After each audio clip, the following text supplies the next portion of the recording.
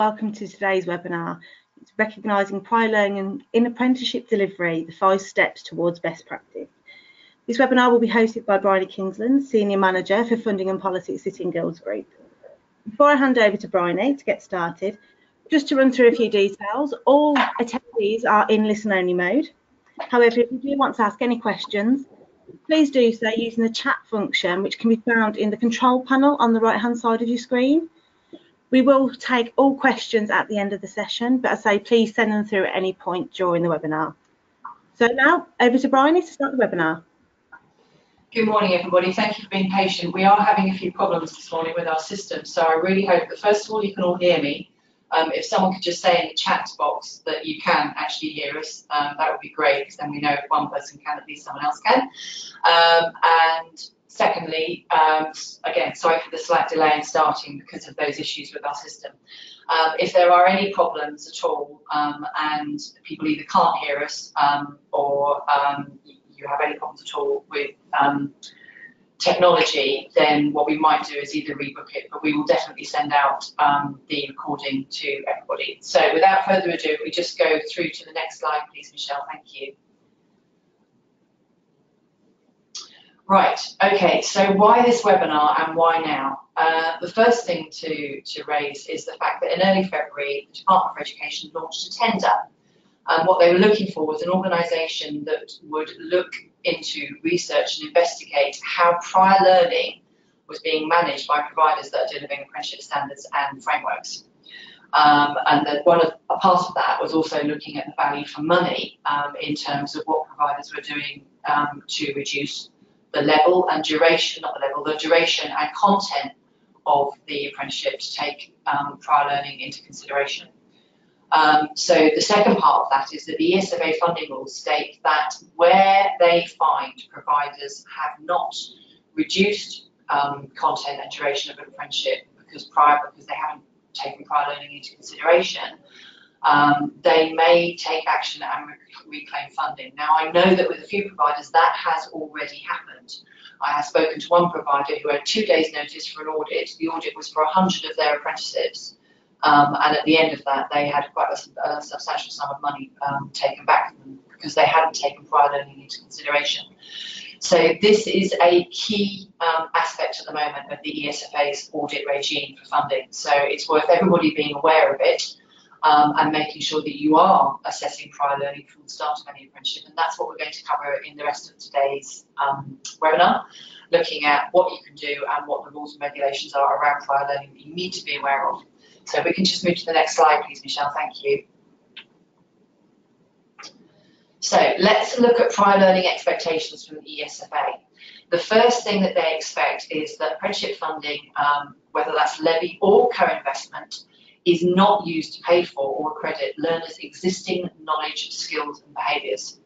And this is where prior learning becomes incredibly important, because you as providers who are delivering apprenticeships must account for prior learning and reduce the duration, content and the price, where appropriate, and that's obviously a discussion with your employers, of any or each of the apprenticeships that you're delivering.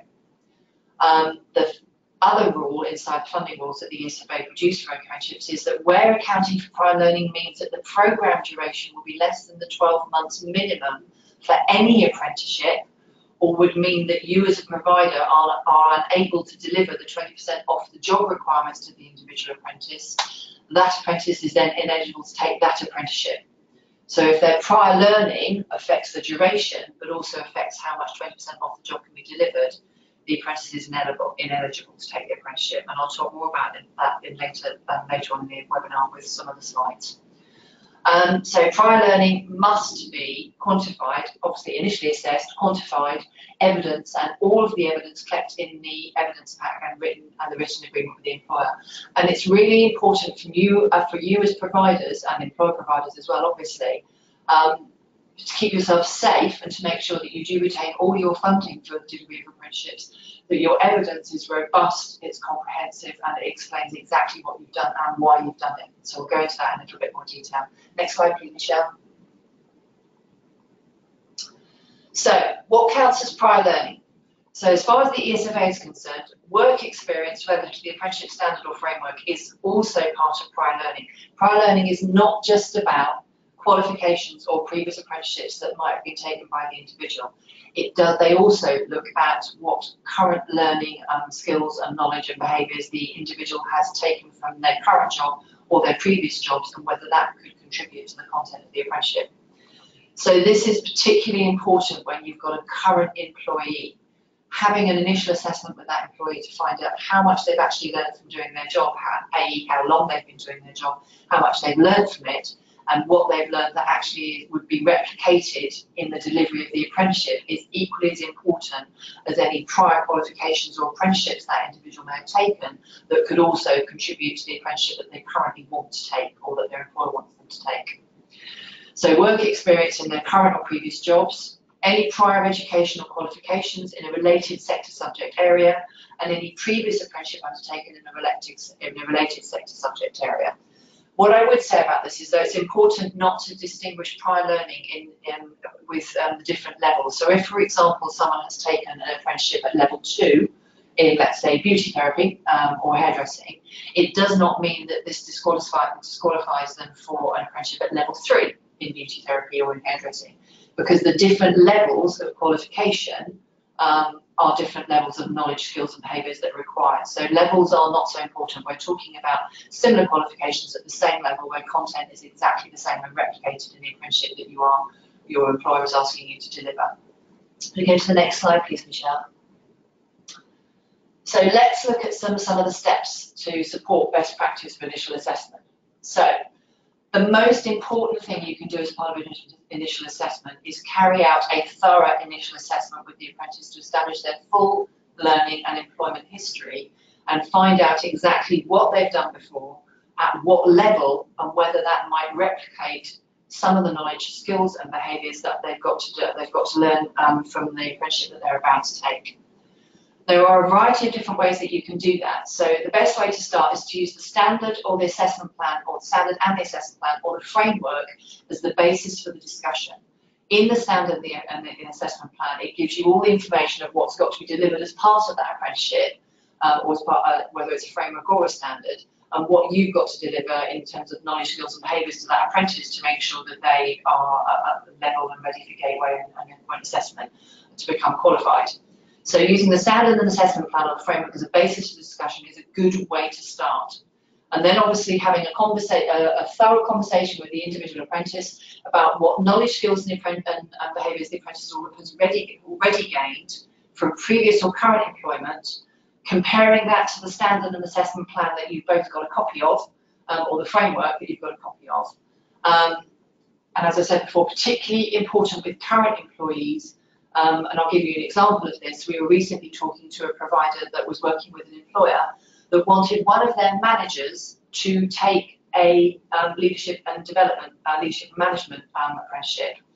This individual had been a manager inside this particular company for a good couple of years. The problem that the employer felt was that although they were quite good at their job in terms of their own job, they were not a particularly great manager or leader. But they'd been doing that job for 2 or 3 years. And a lot of the knowledge that was within that particular leadership and management apprenticeship, the person in question already knew. The issue here, as far as the ESFA was concerned, because I did query with them about this to see what they would say about this sort of situation, was not that the individual did not have the knowledge, skills and behaviours inside their head as part of that apprenticeship. It was more a performance management issue. So the ESFA response to this query that I put in was, this is a performance management issue, and what the employer should be doing is looking at a performance management approach with this particular individual, or a series of smaller courses or programs that would enable them to become a better leader or a better manager, because they already had the knowledge. The problem was that they were just not applying it. So in those situations, it's not really appropriate for that individual to take that apprenticeship, because they already have a lot of the knowledge and skills and behaviours, certainly enough to take them below that 12-month minimum duration. And so if the ESFA had audited that, they would probably have clawed money back from the provider, because they hadn't taken into account the knowledge, skills and behaviour the individual already had. So they saw that as a performance management issue, or an issue which could be addressed by the employer running a series of short courses or giving some mentoring to the individual, not suitable for an apprenticeship. So as I said before, discuss what knowledge, skills and behaviours the apprentice has already gained, particularly important with current employees if they've been enrolled for a period of time. Look at the level that that individual is. Is this a progression for them? Because that is completely acceptable as part of an apprenticeship. How do their knowledge, skills and behaviours compare to the standard or framework content? The other part of the conversation to have is, what does the apprentice and the employer want to get out of the apprenticeship? And if you think about that early example I gave about improving the leadership skills of an individual, what is the employer goal and what's the apprenticeship goal? Where are they currently against that goal? And how much of the content is new to them, and therefore from a point of view of a goal in the future, is this going to give them progression? Is it going to give them significant new learning, significant new skills? Once you've had that conversation, you've agreed with both the employer and the individual that they are suitable for an apprenticeship because they are gaining significant new skills, knowledge, behaviours. You need to keep comprehensive evidence for that initial assessment and the conversation that you have with the individual in the evidence pack, and summarise it in the commitment statement so that both the employer and the apprentice and yourselves are completely in agreement about what is going to be delivered and you're committed to that. And if there is part of it that isn't going to be delivered because it's already known, then obviously the employer is committing to that as well. So we have the next slide, please, Michelle. Thank you. So the next step of the 5 steps is discuss that prior learning, the previous and current job roles of the apprentice and the employer. So once you've done the initial assessment, you then need to have the conversation with the employer about what that means in terms of delivery for you as the provider on the employer premises, or whether it's the off the job, and also what you might do in terms of reducing the content and duration, and therefore potentially the price, because the whole thing about prior learning is that the ESFA is looking at this from a value for money point of view. Are employers getting value for money for the learning that they're getting and the levy that they're paying? And is the ESFA and the government getting value for money out of the levy, which is frankly their money because it is a tax, from the point of view of how many and what is being delivered? So those discussions that you have with the employer and potentially with the apprentice as well, if relevant, is the competency at a lower level indicating that the apprentice is ready for progression. So if, for example, you've got someone who has just started as a manager, then a leadership and management apprenticeship would be absolutely fine because they have no competency at that lower level. They might have been doing a bit of supervision or mentoring, but they don't have the competency and the knowledge to really progress. So the apprenticeship is part of the progression for that particular apprentice. Is the employer ready for that, and are they aware of that? But also, is the content of the apprenticeship relevant for the job that they're going into? Is the job going to enable them to develop the competencies, develop the knowledge, develop the behaviours that will enable them to meet the gateway requirements and endpoint assessment requirements? Has the employer or have you assessed that there's a particular learning need? If so, what is it? Other conversations you can have it. Is the learning need identified by the employer relevant to the apprenticeship? So has the employer identified that they want to put this individual on an apprenticeship because there's a specific set of learning that they want the individual to have? Will the apprenticeship address that? Or actually, is it better addressed by a different type of learning? So it could be a set of courses, it could be an individual qualification rather than an apprenticeship, because an apprenticeship doesn't solve all the issues for the employer. It will do in a majority of cases, but it may not solve all of them. So it may well be that as you go through that conversation with the employer, you realise that in actual fact, this individual is not suitable for the apprenticeship. There's too much of the content that they already know. So is it relevant for potentially you to deliver another type of qualification to that individual? Can you use your adult education budget to deliver that a qualification to that individual?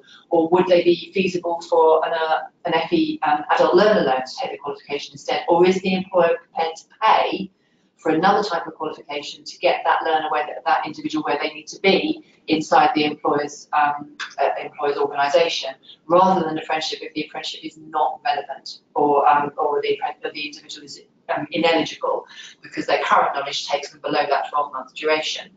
So there are other options there that you can discuss with the employer that could get that individual employee where the employer wants them to be if the apprentice is not suitable for the apprenticeship. So think about your adult education budget, think about adult learner loans. Are they a feasible option, or is the employer willing to pay for an individual qualification that might get that learner where the employer wants them to be? So you agree all of those relevant options, and the key milestones for the apprentice's learning programme including any reduction in content and duration. You agree that with the employer because they have to sign up to that, and there may be parts of that they're not particularly happy with. And ensure that this is to ensure that no repeat learning occurs unless it's necessary to reach that gateway. So you then reduce the price and duration accordingly in agreement with the employer, and I'll talk about that in the next slide about ways that you can potentially do that. All of this needs to be evidenced and signed for by the employer, so it needs to be into the written agreement, but most importantly in the commitment statement, signed by the employer and signed by the apprentice to say that they do agree to those changes to the content of the programme. Next slide, please, Michelle. So, assessing prior learning and reducing duration. I've had some questions from this from a variety of providers at the annual apprenticeship conference last week, and they were asking me, how do you go about reducing the duration of an apprenticeship if there is prior learning? So there are various approaches that you can take to this. The first one is there a previous qualification? And if there is a previous qualification, have a look at the content of that qualification and assess how many guided learning hours were. Sorry, I've got a lot of stuff coming up on the screen all of a sudden that's interrupting with what I can see. Thanks, Michelle. So take a look at that previous qualification that the apprentice-to-be has taken. Look at what guided learning hours inside that qualification were committed to the knowledge and skills that the apprentice already has. So if, for example, you had a hairdressing qualification, so I'm using hair and beauty a lot today, aren't I? So if you had a previous qualification in hair and beauty, and 30 or 40 hours of that were committed to hair washing, for example, and they wanted to do an apprenticeship at level 3, but they'd already got that part of that from a previous qualification. You would look at how many guided learning hours were dedicated to that aspect of the qualification. You would then reduce the duration of the apprenticeship accordingly. So if it was 40 hours and the apprentice is doing, say, I don't know, 10 weeks and 10 hours a week on that aspect of the apprenticeship, then you would reduce the apprenticeship by 4 or 5 weeks, by a month or so. So that's one way of doing it if there are previous qualification, is use the guided learning hours to support your qualification, to support your content duration reduction. Make sure that you evidence that so it's very clear to both Ofsted and also to the ESFA why you've done it and how you've done it. The next point is if they've got a previous apprenticeship, how much time was spent on the relevant knowledge, skills and behaviours in the previous apprenticeship that would replicate what's in the apprenticeship that they're about to start, and then calculate that in terms of how much time you would spend on that knowledge, skills and behaviours with an individual apprentice. So what level was the apprenticeship, what sector, how long was it, check the contents against the new apprenticeship, what is the same, and then take that out, and that should give you an approximate idea of how much duration, how much you need to reduce the duration in the apprenticeship they're about to take. The third one is obviously the previous work experience. That's a conversation with the apprentice and the employer. How long did it take the apprentice to become proficient in the particular skill or the knowledge or the behaviours required in that particular job? Was any in-house training given? How long was that in-house training? And how much was given? Are there any gaps in the knowledge that needs to be addressed, in which case you would then up the duration or potentially lower it if there were no gaps? Would a qualification or another type of training be more appropriate in an apprenticeship if it takes the duration of your apprenticeship below that 12 months, as I mentioned earlier? So do have a conversation with the employer and the apprentice about their previous work experience, not just in their current employment, but in previous employment. How long did it take them to become proficient in the knowledge, skills and behaviours that might be replicated in the apprenticeship they're about to take? Assess that in terms of the amount of hours it would have taken that might be delivered in a week or that might have been learnt in a week by the individual apprentice, and then you can reduce your apprenticeship in terms of weeks once you've applied those hours that would have been delivered during the course of a week for the individual. I hope that makes sense, but please feel free to ask any questions if it doesn't. So if we go back to the steps on the next slide, please, Michelle, thank you. Sorry, everybody, I know I'm having to ask someone else to move my slides on, but we're all in different parts of the country running this webinar. So I've got Michelle in another part of the country and my colleague Tacey Ryby in a different part of the country, and me in our head office in London. So this is step 3, review progress of the apprentice regularly. Now this is really important in terms of progression.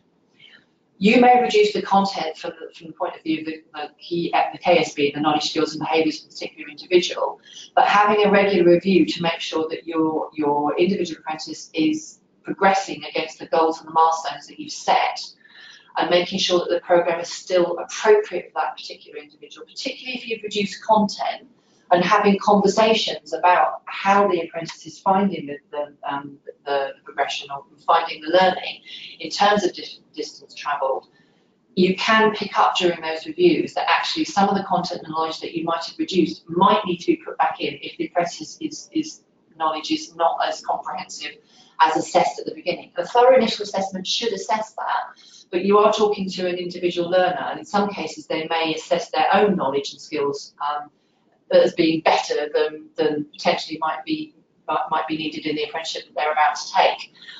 So do make sure that you regularly review to make sure that distance travel and progression against the goals and milestones you've set with the individual and with the employer are still appropriate for the programme and for the individual. And does the learning programme that's currently in place reflect the knowledge and skills and behaviours of the apprentice, and are they still learning, and are they still taking on new knowledge, and it's significant new knowledge? And is the reduction in duration of content, is it fit for purpose, or actually have you reduced it too much, and that's affecting progression and the planned end date for learning? If so, why is that occurring, and what might you need to put back into that programme, and might that result in you actually increasing the duration by a week or two, in which case obviously you've got an ILR change to make. So finally there as well, from the point of view of reviews, how do you assess the job role against a standard or framework to ensure there's enough opportunity for the apprentice to progress and consolidate their knowledge gained as part of the programme? That needs to be checked as part of reviews right the way throughout the duration of the apprenticeship. And those reviews are a really good opportunity to make sure that you are meeting the Ofsted requirements from the point of view of distance travel and progression, because they will look at that during inspection. So the reviews, really important aspects of the five steps towards best practice in prior learning. If we have the next slide, please, Michelle, thank you. So, evidence. Check your learner record service for previous qualifications. That's really important. Learners don't always remember, as we know, that they may have taken a previous qualification that may be relevant to an apprenticeship. I've already come up against that with a particular provider who said the learner told me they haven't taken any serious qualifications. Then we checked the learner record service and found they'd taken 2, one of which was very relevant to the apprenticeship they wanted to take. So do check the learner record service. Obviously, that's only going to be applicable for learners below the age of around about 30, because the learner record service only came into play in about 2006, 2007. So if your learner is older, it's best to go on their own knowledge of their apprenticeships, copies of their previous certificates if they've got them, and having that really thorough conversation at the beginning. But do check the LRS, the Learner Record Service for previous qualifications. Collect and retain all the evidence for relevant prior learning. So that's any Learner Record Service information you have, copies of previous certificates, copies of the job specification for the individual in their current job role is a really good piece of evidence to collect as well. Make sure that you've retained that in the evidence pack for the individual so that it supports your reduction in duration and content, but also supports from a point of view if Ofsted come in and they say, why have you reduced the duration of content? You'll be able to show that evidence to Ofsted as well. Make sure you include the signatures of the apprentice and the employer for any changes to content and duration as part of the evidence pack, because then you've got their agreement and that keeps you safe. So you just haven't arbitrarily reduced content and duration because you think it's applicable, but you've got the agreement of both the apprentice and the employer for that reduction in content and duration. And ensure that, as I said earlier, the commitment statement reflects those changes to content and duration and also has the signature of both the apprentice and the employer for those changes.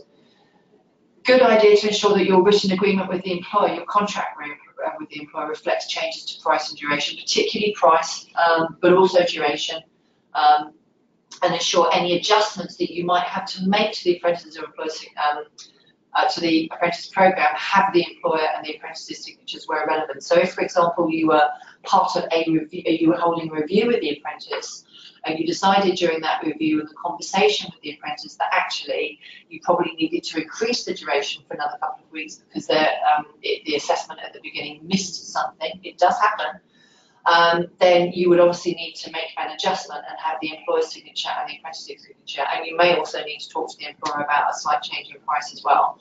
It's best to have all of that agreed at the beginning as part of that commitment statement and the written agreement with the employer, so that they are prepared for absolutely anything, including an increase in duration if it's needed, if you're finding that progression and of the apprentice is slow because there's actually content that should have been covered that you've reduced because they said they knew it or thought that they already understood it and knew it. So I know that's complex and it's a difficult thing to manage, but it does keep you safe and ensure that you don't get funding clawed back during the funding audit. Next step, please, Michelle, thank you. So final steps. Now this is really important as well. Endpoint assessment. One of the things that you should be doing is checking with your endpoint assessment with the gateway and evidence requirements. If you produce content and duration of apprenticeship, does it mean that you've got missing evidence or information that you would need to give your endpoint assessment organisation that would actually have an effect at the point of gateway and the preparation for endpoint assessment for the individual learner? So liaise with the endpoint assessment organisation to ensure that any changes to the on-programme content that you're making because of prior learning don't affect the assessment plan requirements. Check the assessment plan as well as part of that apprenticeship standard. Obviously, if it's a framework, it's not relevant, so this is really just for standards, but as we know, next year in 2020, apparently the government is going to remove all the frameworks and everything will be in standards, so this becomes particularly applicable. So do the changes to content and duration require you to provide any other information to your endpoint assessment organisation as a replacement for what you would normally give at Gateway? And the final thing is, are the apprentice and the employer fully aware of the assessment plan and the endpoint assessment requirements? And are you and they confident that the assessment plan requirements can still be met if content and duration are reduced? Having that conversation at the beginning, having a conversation with the endpoint assessment organisation, making sure everybody is clear and ready, make sure that there are no issues or blips later on in the apprenticeship at Gateway when you're readying your apprentice to get ready for assessment. So those are the 5 steps to support best practice on endpoint assessment that you need to be aware of. On prior learning that you need to be aware of. I'm sure there are lots of other ones, but those are the main ones that we think will ensure that you will, or I think that you will ensure that you will be safe during an ESFA funding audit. So next slide, please, Michelle. One more thing to think about, Ofsted and prior learning. Ofsted inspections consider the distance travelled by the apprentice when they look at the value added during the training programme, and that includes apprenticeship standards and frameworks. So when looking at prior learning, there's a twofold process there to really be considered. First of all, Ofsted include that distance travelled. So they will also look at, to a certain extent, where did the apprentice start and where did they end up as part of their programme. And if there's 2 things here, if they feel that prior learning has not been considered and obviously you're repeating learning that doesn't need to occur, that will result in poorer grading during inspections. But at the same time, if you have assessed prior learning but you've missed out learning that should have occurred and the distance travelled and the progression of that learner is slowed because of that, they will also take that into consideration. So that's where that initial assessment, initial conversation with the learner and the employer become really important to make sure that distance travelled, progression for the apprentice is occurring within the timeline that you've assessed it should do and the Ofsted think it should do. So they will look at your evidence of the robust initial assessment and look for the clear milestones and progress that you've set against that apprenticeship standard or framework with the individual and the employer. And that's essential for a good inspection outcome. So make sure that you have set clear milestones and that you are tracking and reviewing the progress against those milestones with the individual apprentice, because that's going to be essential for a good inspection outcome. And that's also part of that whole prior learning approach as well to be aware of. Next slide, please, Michelle. And that's it, everybody. So I hope that was helpful. I'm sure you've probably got some questions now, which I can't see that well. Michelle, could you read out the questions for me, because I don't have access to them at this end. It would be really great if you could take a pick and choose, and I'll answer as many as I possibly can. I wanted to leave plenty of time for questions for this, because I know that prior learning is. Hello, Michelle, can you still hear me?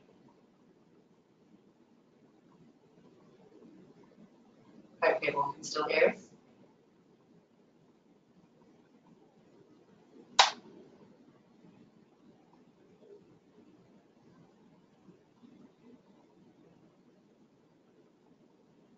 Hi everybody, sorry, I think we may have a technological blip. It seems to have gone very still on my screen, and I think I may have actually lost my support team.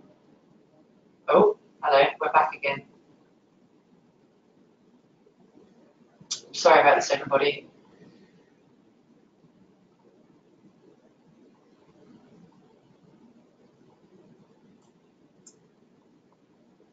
And I can't do anything about this at this end because I don't have control of the webinar. Michelle has control. Hi, Bryony, can you hear me? Yes, I can hear you. Thank you, Michelle. Hopefully that means everybody else can as well. Yeah, sorry about that. Just some technical issues there with the system. Do apologise. Yeah, we have had some questions come through, so I will just run through those now. Great. Sorry about that.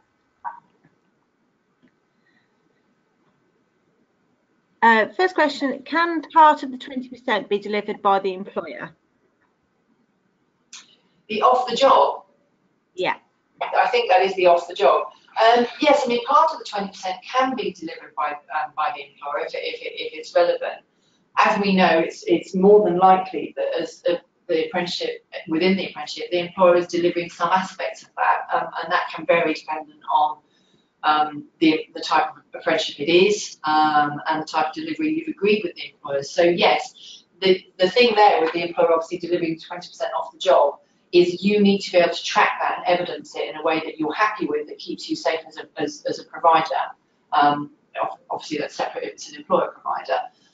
So make sure you've agreed with the employer and with at the beginning, if they are going to deliver some of that off the job, what it is they're going to deliver, how are they going to deliver it, and that they can give you evidence which is acceptable in terms of audit for the ESFA, that proves that training is delivered whilst the apprentice is off the job, i.e. not at their workspace or at their desk. But yes, there's no reason why the employer shouldn't deliver some of that 20% off the job if that's the arrangement you've made. And in some cases, for instance, in the care sector, I know that there are employers that are delivering the more clinical aspects of an apprenticeship, and a lot of that is taking place off the job. So yes, that's entirely feasible to happen. Just make sure you're safe and you can collect the evidence, and that it's evidence that will be acceptable to the ESFA. Okay, great, thank you. So, for a degree apprenticeship, is prior learning only considered at level 3, as the degree should step people up through level 4, 5 and 6? Sorry, Michelle, can you say that again? I lost you there for a minute. In a degree apprenticeship, is prior learning only considered at level 3, as the degree should step people up through level 4, level 5 and level 6? Oh no, prior learning applies to any apprenticeship. So if it was a degree apprenticeship, for example, and your learner had already taken another degree at a similar level, you would have to, if it was in a completely different sector, there's probably no worry. But if they are taking a degree, we have got some apprentices that are taking degree apprenticeships that have already taken one degree. You need to consider the previous degree, what learning inside that degree might be applicable to the new degree apprenticeship, and then reduce the content and duration of that apprenticeship, degree apprenticeship accordingly. It's not, obviously from a level point of view, what you're looking at is prior learning that's at the same level as the apprenticeship the individual is about to start. So if you've got someone who's taking a degree apprenticeship, it's if they've taken another degree. If you've got someone who's taken a qualification at level 4 and they're about to take a level 4 apprenticeship standard or framework, that's when you need to start thinking about prior learning and anything they might have done in the previous qualification or apprenticeship that might replicate what you're about to deliver in the new apprenticeship. Where if it's a lower level, then you've got a lower level of skills, because the levels of different qualifications and apprenticeships are quite different. And from a pedagogical point of view, that's been very carefully laid out in the setup of individual qualifications at individual levels. So that's what you would call progression. It's not replicating learning, it would be learning at a different level. Okay. How does RPL get evidenced in the portfolio for EPAO? How does prior learning get evidenced in a portfolio for well, it would be everything that I've just gone through in the 5 steps. So you would have, the best thing to do, as I said before, is have a conversation with your endpoint assessment organisations, see what they would accept. All of the endpoint assessment organisations are aware of this prior learning issue. They will be ready to tell you what they feel is acceptable in terms of replacing any portfolio evidence, whether it's a copy of the certificate, whether it's something from the Learner Record Service, or whether it's a written and signed statement from the employer and the individual in terms of what they already know because they're in their current role and have been in it for a couple of years. But the apprentice is either giving the progression or it's actually new learning and moving into a slightly different role. Talk to the endpoint assessment organisation and see what they will accept. It will probably slightly differ, but also look at what's in the assessment plan and what's required, and what can you provide from the evidence you've put into your evidence pack to evidence your reduction in content and duration of the apprenticeship. What evidence have you got from the apprentice in terms of either certificates that you could give to the EPO to say, this is the reason we reduced it, this is the reason it's not covered in the portfolio, it's been covered in another qualification, here's a copy of the certificate, here's a copy of the qualification if you've got it, or access to a link to the qualification which shows they've already learned this. So all of those points that I covered in the 5 steps. Okay. Someone said here, this is a fairly new policy. What's the expected date that new starts will come into this? Well, actually, it's not really a new policy. It has stated in the funding rules from the beginning that the ESFA funding rules for apprenticeships, that they do not expect learning to be replicated, and that apprenticeship is about new skills, new knowledge, new behaviours.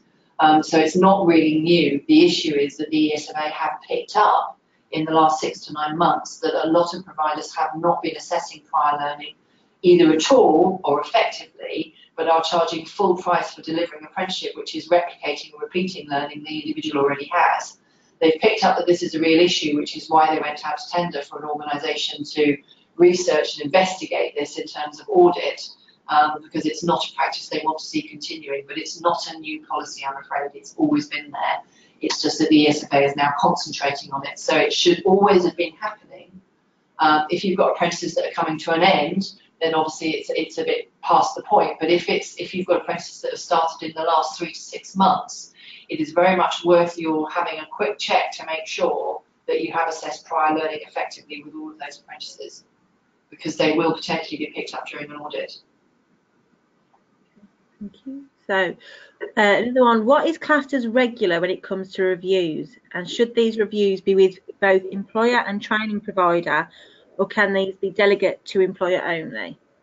No, every single apprentice and provider should be carrying out reviews. I think generally the best practice is every sort of 8 to 12 weeks you should be reviewing progress and milestones and distance travelled with the individual apprentice, and that's a provider responsibility.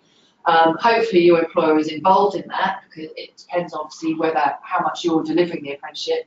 If the employer is delivering some of that apprenticeship, then they should really be involved as well. So either the mentor or the manager of the individual should be there, or could be there. But best practice, and Ofsted will expect to see this as well, is that you review the progress and the milestones of your individual apprentice every 8 to 12 weeks, and that should be in the evidence pack as part of that apprenticeship progress reporting. And Ofsted will expect to see that for every individual apprentice. So yeah, 8 to 12 weeks. We used to do it in the when I was a director of a business college. I think we used to do it probably once every 10 to 12 weeks. Right. If someone has studied in a different country, does this still apply the same? For example, an enrolled nurse in Australia applying for a nursing associate programme in the UK? Yes, it does. And there is actually a whole section of that, or there's a section of that in the funding rules to do with looking at foreign qualifications or foreign courses or programs that have been taken that might be relevant to a new apprenticeship. It's not something I decided to cover in this particular webinar, having asked the, but it's typical, isn't it? You decide not to cover it and someone asks the question. Yes, there is a process for that. I'm trying to think the best way to do it, because I'm not that au fait with it myself, I must admit, having never done it myself. But there is a process for it that's flagged in the funding rules, and there is a body that you can contact that confirms particular certificates and also the level of certificates. I think what I'll do is I'll actually answer that and put the information for it in the Q&A that we'll provide as part of this webinar. So I'll dig that, I'll research that, dig it out, and I'll put it in the Q&A when we send that round in the next 48 hours. And you'll get access to the Q&A. The answer and the link for that will be in the Q&A. So I'm sorry I didn't cover it in the webinar. Obviously, I should have done. Okay, thank you. So if the apprentice didn't need to attend one module, but that module is in the middle of delivery, how do we reduce duration as they would still attend the following modules, which would result in the same end date? I'm not sure I understand that question. I mean, if there is a module that they don't attend, then you would reduce the content and duration of the apprenticeship accordingly. So if there was a module which was 10 hours, which they didn't need to attend because they'd already covered it in a previous qualification or they already had that knowledge, then they wouldn't attend that. And you would reduce, if they were doing, I don't know, 5 hours a week learning for the apprenticeship, you'd reduce the duration of the apprenticeship by 2 weeks. So I'll have a look at that one more closely as part of the Q&A. So 10 more module, but that module is in the middle of delivery. How do we reduce duration as they would still attend the following modules? Well, yeah, they might do the following modules, but you reduce it by the number of hours or time that module you would take. I hope that explains it. So no, it wouldn't result in the same end date because they wouldn't do that module. So as I said, if the module was 10 hours long and they were doing, I don't know, 2 hours a week learning with you or 5 hours a week learning with you, so if it was 5 hours a week, you reduce the duration by 2 weeks. If it was 2 hours a week, you reduce it by 5 weeks. It depends how you're delivering that module as to how much you would reduce. But no, you would still have to reduce the duration. You could not deliver something and still keep the full duration of the apprenticeship. That wouldn't be value for money as far as the ESFA is concerned, and they would potentially take back funding from you for that. So you'd also have to reduce the price for the employer as well. Okay. Ratio of face-to-face and remote reviews, what is the preferred? Well, the thing is, with reviews, there are various ways you can do it. I mean, you know, we've got providers that carry out reviews via Skype, or they carry out reviews on the phone with the employer and the apprentice, or just the apprentice on the other end of the phone. If they do it face-to-face, it depends. It's totally up to you how you arrange that. But and with technology we have nowadays, there are lots of different ways that you can actually do that. I mean, sometimes providers are delivering on site and they carry out delivery on site, but they also carry out reviews whilst they're on site as well. But it may well be that that's not feasible. You need to do it by Skype, or you need to do it by telephone, or whatever sort of other technology that you're using to stay in contact with your individual apprentices. It doesn't have to be face-to-face, but carrying out a review at set points and making sure that you are checking those milestones and checking that progression with the apprentice. And then when you next see them, getting them to sign that review to make sure that it's actually happened, that's really important. I mean, there are various platforms and packages that enable you to do this. We have one. We have a learning assistant and smart screen that support providers and learners with reviews and with progression. You may be using other platforms, but there are platforms out there. But it doesn't have to take place face-to-face. It can be Skype, it can be by telephone, or any other technology that you wish to use. Just make sure that you've logged it, you've got the evidence that review has taken place. At some point, the apprentice has signed it to say that review has taken place and they're happy with what's been reviewed and the next set of milestones they've got to meet. Okay. The job spec is a good document, and I do see the value in including this.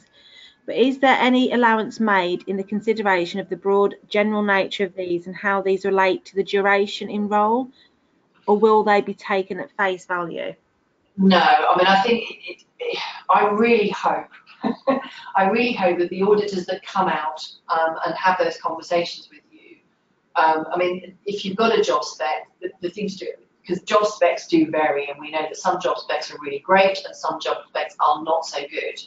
So the reality is that from a point of view of a job spec, if it's a really good one that gives you a really thorough rundown of what the actual task and role is of that particular individual, then you can use that, and you could even highlight the areas that are relevant to the apprenticeship and highlight why you've reduced there.